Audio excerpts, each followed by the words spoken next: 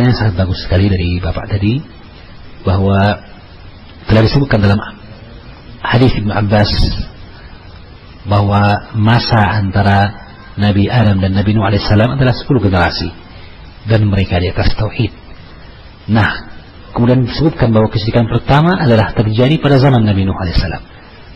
Ditanyakan bagaimana bentuk kejadian kesyirikan itu, kemudian apa yang terjadi sebelum masa Nabi Nuh tersebut. Maka kita jawab dulu yang kedua, bahwa telah jelas umat pada zaman Nabi Adam sampai Nabi Nuh alaihissalam ummatan wahidah, umat yang satu, ala dinin wahid, atas agama yang satu, itu agama tauhid. Ya, menunjukkan bahwa apa yang terjadi pada zaman Nabi Adam alaihissalam, ya, dan sesudahnya pada generasi dari putra-putra beliau yang sering istilahnya dikisahkan dengan istilah Qabil dan Habil, meskipun yang benar nama ini disebutkan dalam Israiliyat dan dalam hadis-hadis yang sahih maupun dalam ayat tidak disebutkan nama dari kedua anak Adam tersebut. Ya, maka sesungguhnya yang terjadi pada zaman antara Nabi Adam dan Nabi Nuh alaihissalam adalah maksiat, tidak sampai pada derajat kesyirikan. Ya, jadi dia adalah bentuk dosa maksiat yang kita mengetahui bahwa dosa dan maksiat itu di bawah kehendak Allah Subhanahu wa taala. Hanyalah dosa yang tidak diampuni Allah adalah kesyirikan. Ya. Adapun kesyirikan itu betullah terjadi nanti pada zaman Nabi Nuh alaihissalam. Dan disebutkan pula oleh Abdullah bin Abbas dalam tafsir firman Allah dalam surah Nuh.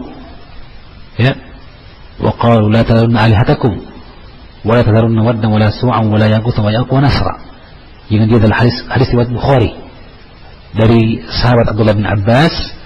Beliau mengatakan bahwa haula asma'u rijalin salihin, bahwa nama yang disebutkan dalam surah Nuh ini Waddun, Suwa, Ya'uq, Nasrun, ya, Yaghus, dia adalah nama orang-orang soleh dari kaum Nabi Nuh.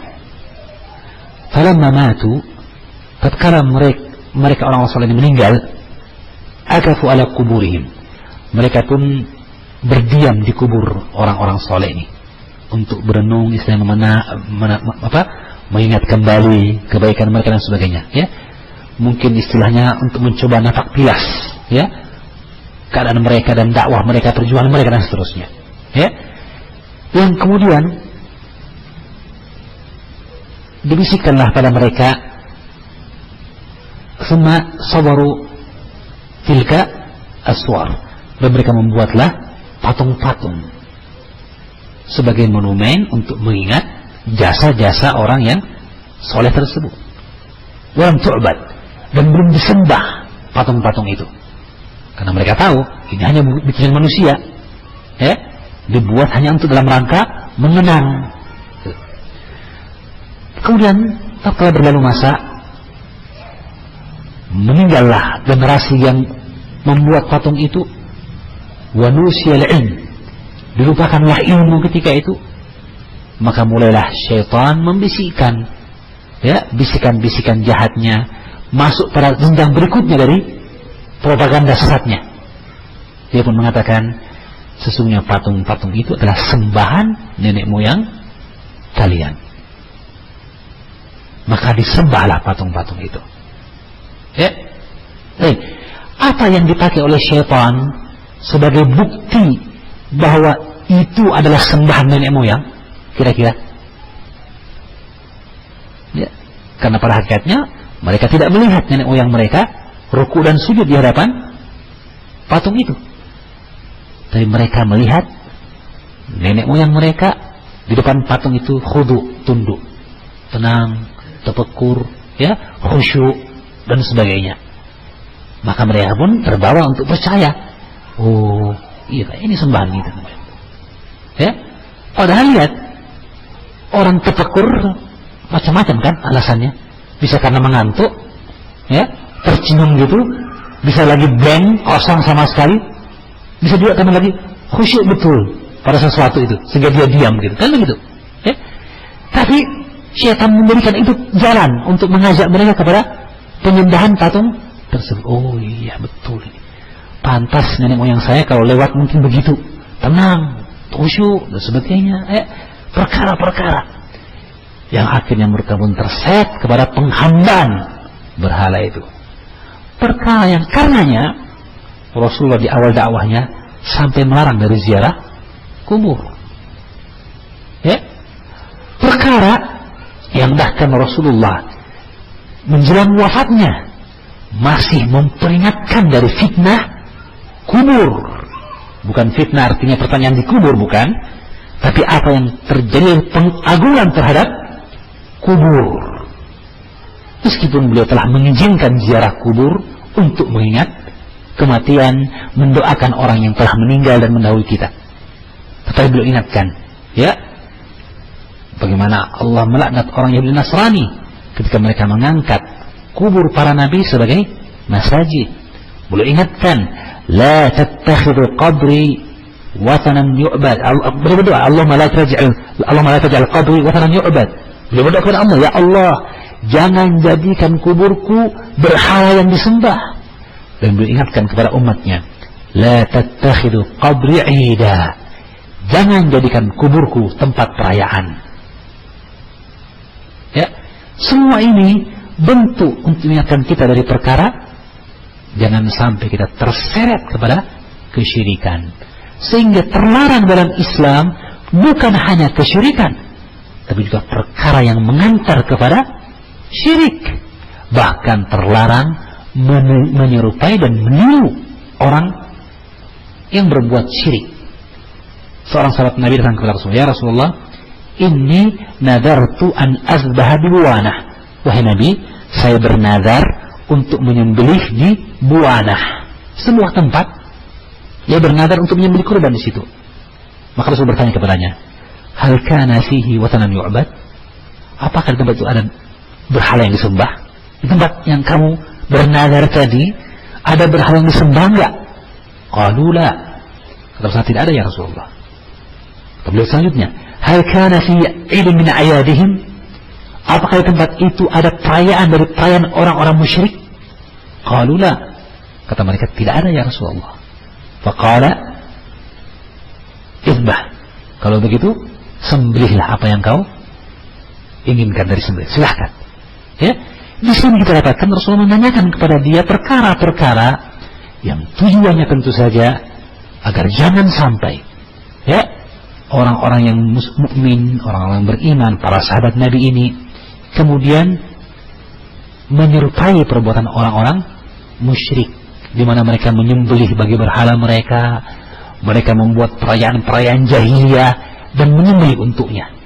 Sehingga kalau tempat itu meskipun telah dinadarkan baginya untuk menyembelih, ada perkara-perkara tadi, tidak boleh dia tunaikan nadarnya di tempat itu. Untuk padahal beda. Sahabat ini seandainya pun situ ada tempat berhala, dia kan menyembelih untuk Allah. Adapun orang musyrik, mereka menyembelih untuk berhala, kan gitu. Tapi ingat, yang dilihat orang apanya? Hatinya atau perbuatannya? Perbuatannya. Sebagian orang akan mengatakan, oh itu katanya muridnya Rasulullah, kok nyembelih juga? Oh nggak apa-apa, itu yang nyembelih orang pandai kok, nyembelih juga di situ, boleh berarti. Ketika bertanya dan menanyakan apa sebabnya dia menyembelih, maka terlarang kemudian kita menyerupai perbuatan mereka meskipun niat boleh jadi berbeda. Maka ini perkara yang diterangkan dalam syariat Muhammad sallallahu alaihi wasallam. Bukan hanya syirik yang terlarang, tapi jalan yang mengantar kepada kesyirikan. Bahkan penyerupaan kepada orang-orang yang berbuat syirik meskipun kita melakukannya dengan penuh tauhid. Sebagai bentuk berpisahnya antara agama tauhid dengan agama syirik. Saya kira itu Pak Jadi apa yang terjadi pada masa Nabi Adam alaihissalam sampai Nabi Nuh itu bukanlah kesyirikan, tapi bentuk maksiat, dosa. Dan kesyirikan terjadi pertama kali di muka bumi adalah pada zaman Nabi Nuh alaihissalam. Dan terjadi tidak serta-merta, tetapi dengan tahapan-tahapan yang sesungguhnya dia adalah tahapan yang dijadikan hujah oleh syaitan untuk mengajak kepada syirik. Dan dalam syariat Islam yang mulia dan sempurna ini ada jalan yang sempurna yang menjauhkan kita dari perangkap dan tipu daya syaitan. Kalaulah kita kembali kepada syariat Islam dengan sempurna dan utuh, Allah akan menjaga kita dari tipu daya syaitan, menyeret kepada kesyirikan dengan cara perlahan itu. Maka dalam Islam dilarang gambar, dilarang patung, ya, dilarang kemudian mengagung-agungkan kubur dan sebagainya, ya. Perkara-perkara seperti ini, perkara yang kadang dianggap sebagian orang, ngapain sih bicaranya masalah itu terus, ya? Kenapa kok hanya masalah itu diurusin katanya? Masalah gambar diurusin, ya? Kan masih banyak yang lain yang perlu diurus. Mereka lupa bahwa sesungguhnya syaitan justru masuk untuk menyesatkan umat dari perkara yang dianggap sepele tadi. Bukankah sekali lagi kesyirikan di muka bumi yang pertama terjadi karena patung pula, karena pengagungan kepada kubur dan orang yang dikubur. Maka orang yang mengingatkan dari perkara seperti ini bukanlah orang yang mengada-ngada, orang yang mencari-cari masalah, namun justru orang yang mencoba untuk memperbaiki dan untuk memberikan jalan keluar dari permasalahan. Ya, saya kira ini. Wallahu a'lam bishawab.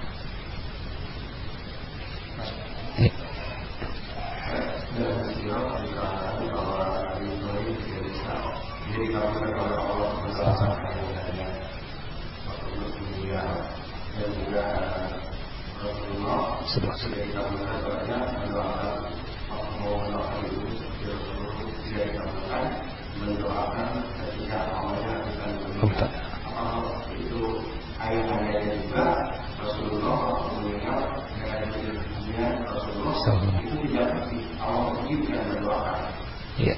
Ya, barakallahu fikum. Ya, pertanyaannya secara jelas.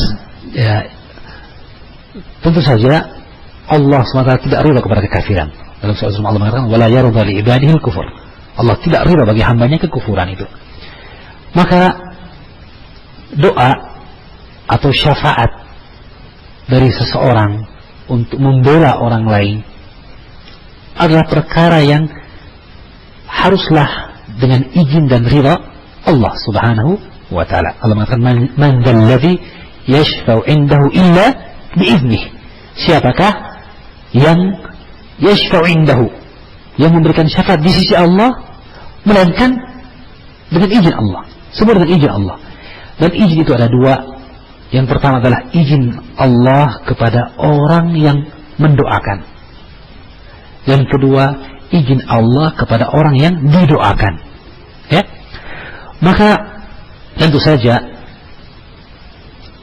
kisah tidak dikabulkannya doa Nabi Ibrahim kepada bapaknya, ya. Demikian pula Rasulullah SAW tidak dikabulkan doanya ketika meminta ampunan bagi ibunya, ya. Demikian pula kepada pamannya Abu Talib. Maka itu menunjukkan kepada kita bahwa syarat yang kita sebutkan dari perkara tadi mesti terpenuhi.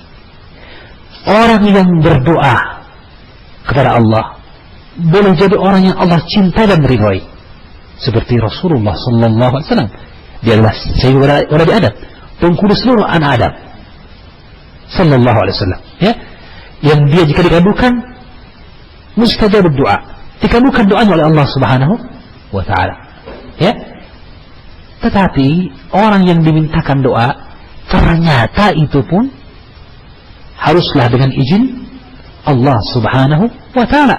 Dan karena paman Nabi Ibrahim, bapak Nabi Ibrahim dalam kekufuran, ibunda Rasulullah SAW juga seperti itu, ya. Demikian pula paman Rasulullah Abu Talib di akhir wafatnya bahkan diajak kepada tauhid dan menolak, takut dari cobaan kaumnya.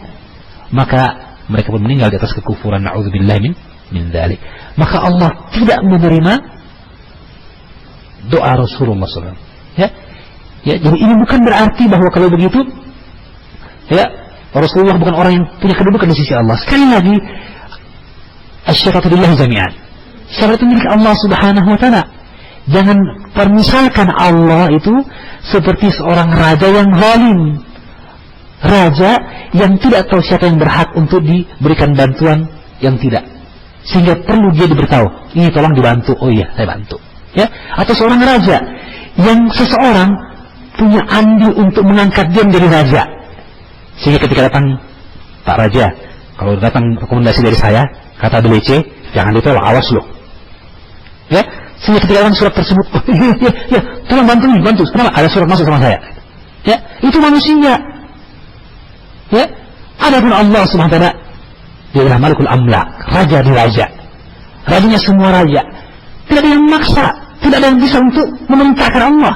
Dialah yang memerintahkan dan dialah yang memaksa. Maka kalau begitu, pantaslah bahwa syafaat hanyalah datang kepada orang yang Allah cintai dan ridhai, bagi orang yang Allah cintai dan ridhai. Itu jelas. Ya. Kalau ada yang mengatakan tidak, dia punya hak untuk mengatur. Wah, hebat dong kalau gitu. Ya. Ia telah merendahkan kedudukan Allah Subhanahu wa taala meskipun ia mengaku mengagungkan Allah. Ya. Karena sekali lagi tidak ada seorang pun yang memaksa Allah. La mu'aqqib al-hukmi wa la rabb li fadlih. Tidak bisa mengkritik hukum Allah dan tidak bisa menolak keutamaan dari Allah Subhanahu wa taala. Ya.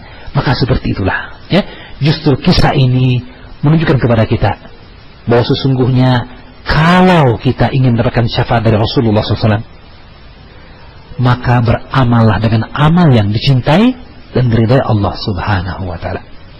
Sebab kalau kita beramal dengan amal yang dimurkai Allah, tidak berguna sekalipun kita putra Rasulullah sallallahu alaihi wasallam, bukan lagi keturunan Rasulullah, putra Rasulullah, tidak berguna.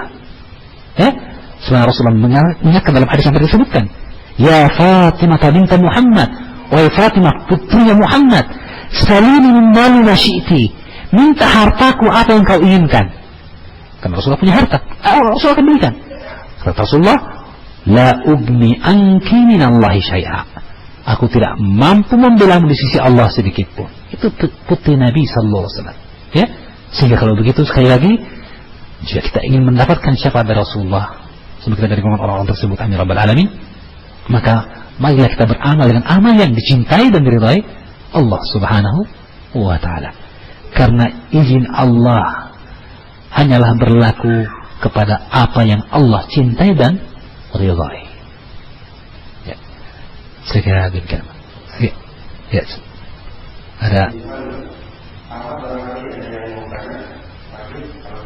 Ya, sebentar Pak, ini ada pertanyaan dari online. Ya. Ada pertanyaan, setiap kali ana memahamkan kepada abi ana terhadap amalan yang selama ini masih berdasarkan apa kata kiai, termasuk dalam hal ini amalan ziarah kuburnya yang mengarah kepada minta wasilah kepada kuburan yang dikunjunginya, beliau selalu merendah dengan ucapan, saya sih orang bodoh dan tidak tahu akan ilmu, saya hanya tinggal ngikut saja, biar nanti dia yang akan menanggung salahnya apabila amalan ini, yaitu berwasilah kepada para wali, memang benar salah. Artinya memang benar-benar salah. Bagaimana menyikapi ini? Ya, alhamdulillah pertanyaan ini sangat bagus. Pertanyaan bahwa terkadang sebahagian orang yang coba untuk kita ajak untuk kembali kepada tauhid, meminta hanya kepada Allah, kemudian mengatakan, saya mengikuti ini, saya melakukan perkara ini karena ikut, dan kami sih pasrah saja.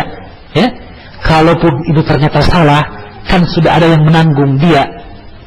Nah, ini hendaknya kita waspada. Jika Rasulullah tidak bisa menanggung putrinya Fatimah binti Muhammad, seandainya dia menyimpang dari petunjuk Allah, apalagi seseorang yang tidak punya hubungan apa-apa dengan orang yang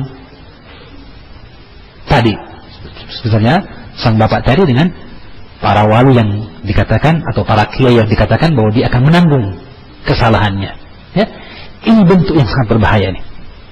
Ya, bentuk yang mengatakan bahwa dosa itu pokoknya sudah ada yang tanggung. Ya. Ini kebalikan dengan apa yang ada pada sebagian orang yang dosa turunan. Ya, ada dosa turunan, sekarang tidak. Ada dosa pelimpahan. Ya, dosanya gue yang tanggung. Ya, sesat saya yang tanggung gitu. Subhanallah. Syaitan sendiri telah mengucapkan perkataan seperti ini. Inni jarun lakum. Aku membela kalian, membantu kalian. Ya. Falamma qara'atul fi'atan, tatkala berhadapan pasukan yang hak, kaum muslimin, pasukan para sahabatnya, dengan pasukan yang batil, orang-orang musyrik, serta dengan ini akhafullah, ini balikum minkum, ini akhafullah, saya lepas diri dari kalian, urus sendiri urusan kalian, saya takut kepada Allah. Subhanallah, itu adalah tipu daya syaitan. Ya, dia selalu mancing kita untuk ikut dalam kebatilan. Ya, dan kemudian mengatakan siap menanggung apa yang terjadi dari kesalahan. Ketahuilah, istadarra lana tubu min alladhina taba'u wa taqatta'at bihimul asbab. Pada hari ketika berlepas diri orang-orang yang diikuti oleh orang yang mengikutinya, dan terputuslah di antara mereka dari ikatan, tidak ada hubungan. Ya, al-akhilla, kata Allah, orang yang saling cinta, kekasih, teman dekat, teman sejawat, sahabat, partner. Yauma idzin, pada hari itu, hari kiamat nanti, abun, musuh, illal muttaqun, kecuali orang-orang yang bertakwa. Ya, maka ketahuilah, apa yang datang dari ucapan mereka, saya yang tanggung, itu lip service saja, service di mulut saja. Ya, supaya kita ikut dengan apa yang mereka inginkan. Na'udzubillah min dzalik. Sebab dalam hati kecil mereka, mereka sendiri mengetahui bahwa mereka sendiri tidak mampu menyelamatkan diri mereka kalau tidak dengan izin Allah Subhanahu wa taala. Ya? Bahkan keluarga dekat mereka, orang paling mereka cintai, mereka tidak bisa menjamin, sedangkan diri mereka pun, kita semua tidak bisa menjamin diri kita. Ya? Bagaimana mereka bisa menjamin orang lain? Na'udzubillah min dzalik. Ya?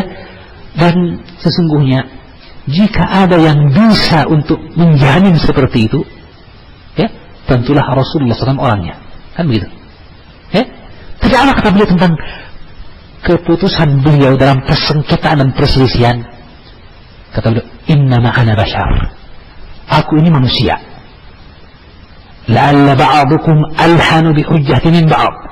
Mungkin seorang di antara kalian ketika bersengketa dengan saudaranya lebih pandai lidahnya. Ya, dan ini lebih bahaya ini. Orang yang punya ilmu silat setinggi apapun masih bisa kalah dengan orang yang pandai silat lidah. Ya kan? Silat lidah. Ya?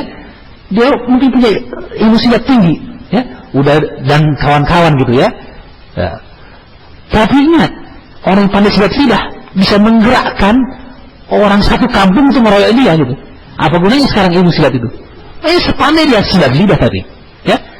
Kata Rasulullah, la ba'dukum alhanu bi min ba'd. Mungkin seorang di antara kalian lebih pandai lahannya, lebih pandai lidahnya bersilat daripada sebahagian. Sehingga akhirnya aku putuskan baginya bahwa dia yang benar dalam perkara ini. Maka kata Rasulullah, jika barang siapa yang aku putuskan baginya apa yang bukan haknya, dia adalah neraka yang aku berikan padanya. Silahkan dia ambil atau tinggalkan.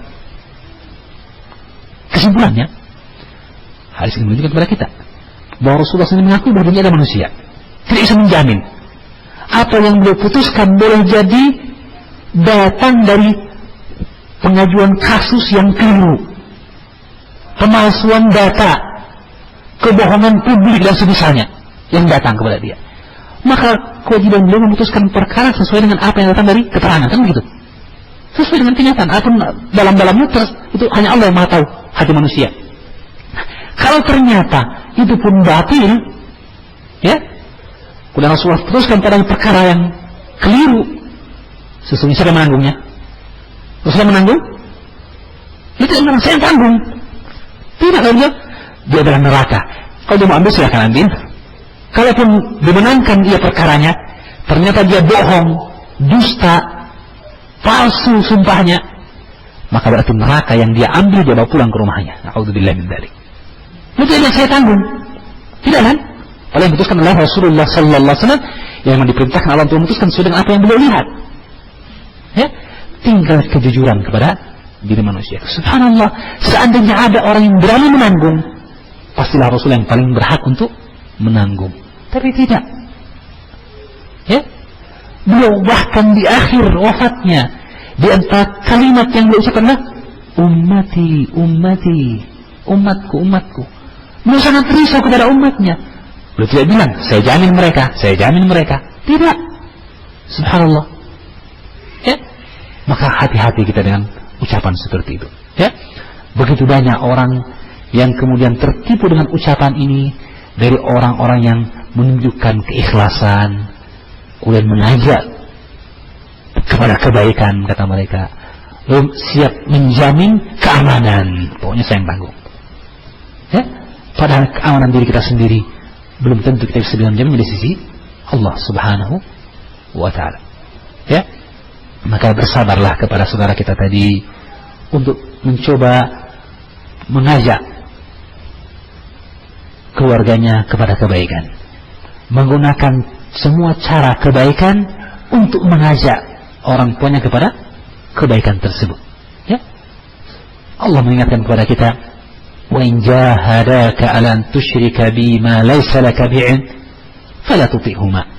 Jika kedua orang tuamu memaksamu untuk berbuat syirik kepada Allah apa yang engkau tidak punya ilmu tentangnya, fala tuti'huma, maka janganlah kalau mentaati mereka. Wa sahibhuma fid dunya ma'rufa, namun pergauli mereka di dunia dengan baik. Pergauli dengan mereka dengan baik. Cari jalan yang dengannya mereka bisa memahami akan perkara tauhid dan mengingkari apa yang ada di kesyirikan itu. Ya, seperti kita sebutkan dari Allah SWT berdalil dengan perkara fitrah manusia bahwa ketika mereka sempit, susah, mereka berdoa hanya kepada Allah. Kalau begitu harusnya mereka juga berdoa kepada Allah ketika lapang, mentauhidkan Allah. Perkara fitrah, perkara yang sudah disepakati, dijadikan titik oleh Allah SWT untuk mengajak kita kepada perkara tauhid yang kadang masih diingkari. Ya, maka gunakanlah metode Rabbaniyah ini, cara Al-Qur'ani ini dalam mengajak kepada kebaikan. Lihatlah pada perkara-perkara yang disepakati, yang diketahui dengan pasti oleh orang tua kita, yang dia benar sesuai Islam, untuk mengantar dia untuk menerima apa yang ada di syariat Islam yang berikutnya. Ya, seperti Rasulullah merintahkan kepada Mu'adz bin Jabal, innaka satati qauman min ahli kitab, engkau akan mendatangi golongan dari ahli kitab, falyakun awwala ma tad'uhum ilaihi syahadatu an la ilaha illallah. Jadikan dakwahmu yang pertama adalah kalimat syahadatain. Fa inhum ata'uka lidzalik, jika mereka mentaati dalam perkara itu, fa'alimhu anna Allah farada alaihim khamsu salawatin fi kulli yawmin wa lailah. Kabarkan pada mereka Allah mewajibkan mereka salat 5 waktu sehari semalam. Fa inhum ata'uka lidzalik, jika mereka taat dalam perkara itu, fa'alimhum anna Allah farada alaihim sadaqatan tu'khadhu min aghniyahim wa turaddu ila fuqara'ihim. Perkara zakat. Demikianlah tahapan itu. Ya, perkara yang telah mereka sepakati, kita antar mereka untuk memahami perkara yang selanjutnya, syariat Islam yang berikutnya, sampai kemudian mereka sampai kepada apa yang dicintai dan oleh Allah Subhanahu wa Ta'ala. Ya, semoga itu dekat. Amin ya rabbal alamin. Ya, sekiranya ini mungkin jawaban dan mungkin sebagai pertanyaan yang terakhir mungkin. Ada yang terakhir lagi? Ya. Ya.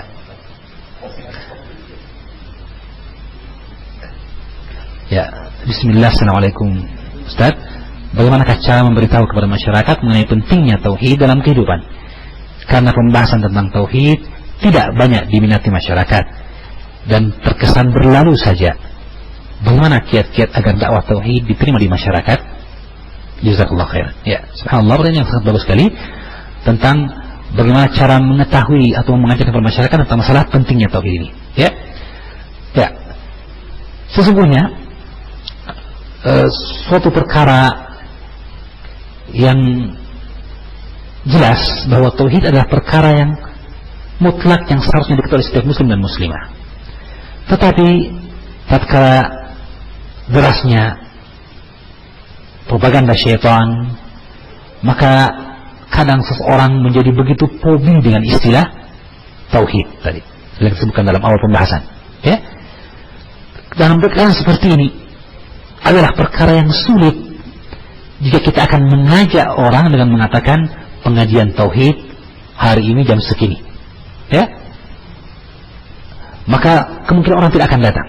Ya, maka sesungguhnya cara untuk menyampaikan tauhid itu tidak terbatas dengan menyebutkan materi tauhid. Ya, para ulama salaf ya membahas perkara tauhid ini dalam pembahasan tentang Al-Quran, tafsir Al-Quran, dalam perkara hadis-hadis Rasulullah, dalam perkara ahkam, hukum fikih dan sebagainya. Ya, semua perkara itu bisa dibawa kepada masalah tauhid. Ya, kita lihat seperti para ulama di Saudi ya, dalam muqarrar dalam buku-buku pegangan untuk pelajaran SD, SMP dan sebagainya. Ya, kita akan dapatkan dalam perkara ilmu fisika, ilmu tabi'ah ya, atau ilmu matematika dan sebagainya. Mereka ikhlaskan itu masalah tauhid juga. Ya, bahwa tauhid perkara yang tidak bisa lepas dari kehidupan seseorang. Maka dia pun menyentuh semua aspek kehidupan. Maka kita bisa masuk untuk mengajak tauhid dari semua sisi itu. Ya, tinggal yang pertama kita haruslah lebih dahulu paham tentang tauhid itu.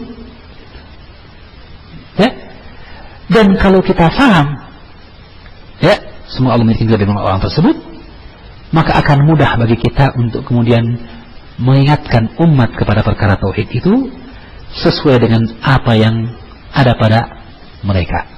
Karena ketahuilah, sesungguhnya syirik itu juga datang kepada umat dan menyerang mereka tidak hanya dengan nama syirik. Awas loh syirik datang. Enggak. Kadang dengan istilah keterbukaan, kadang istilah kemerdekaan, kadang istilah kebebasan, kadang istilah indah kemajuan, peradaban, ya kan? Sosial budaya, banyak kan? Tapi ujungnya mana? Syirik. Masa kalah tauhid dengan syirik? Ya. Al-haqqu ahaqqu an yuttaba' wal haqqu ahaqqu an yunshar. Al-haq layak untuk diikuti, dan juga al-haq itu lebih layak untuk disebarkan. Dan kata Rasulullah, kata Allah berfirman, wa ja'al haqqu wa zahaqal batil innal batila kana zahuqa.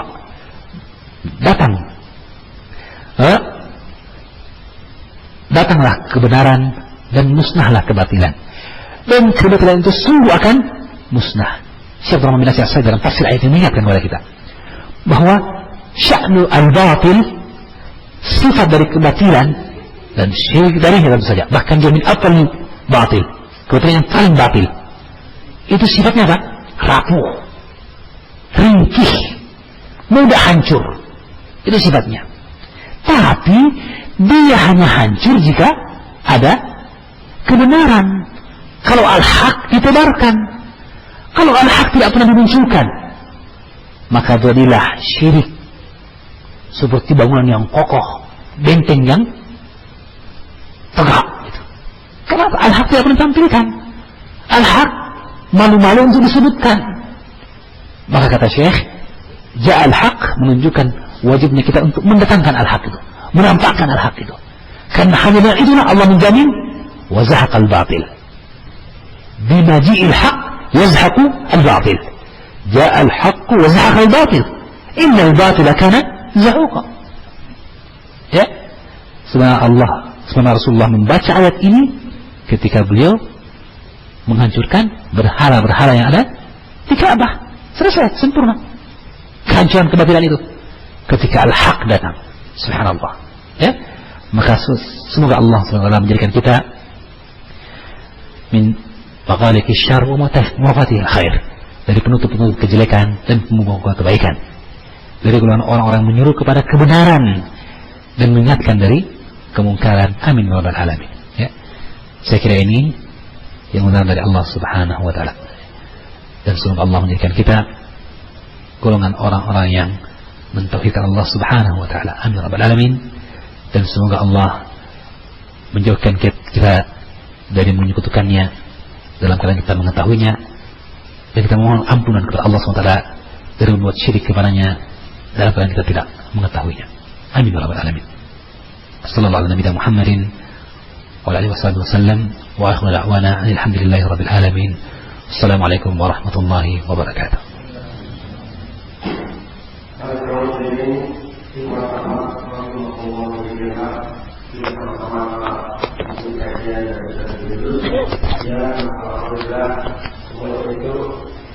Insyaallah meningkatkan ibadah kita baik. Dan insyaallah besok satu malam ada kajian lagi dari Yunus. Diharapkan kita bisa hadir seperti biasa, tidak ada isya. Mari kita tutup kajian ini dengan doa majelis. Subhanallah wa bihamdika asyhadu an la ilaha illa anta astaghfiruka wa atubu ilaik. Terima kasih atas kehadirannya dan perhatiannya. Assalamualaikum warahmatullahi wabarakatuh.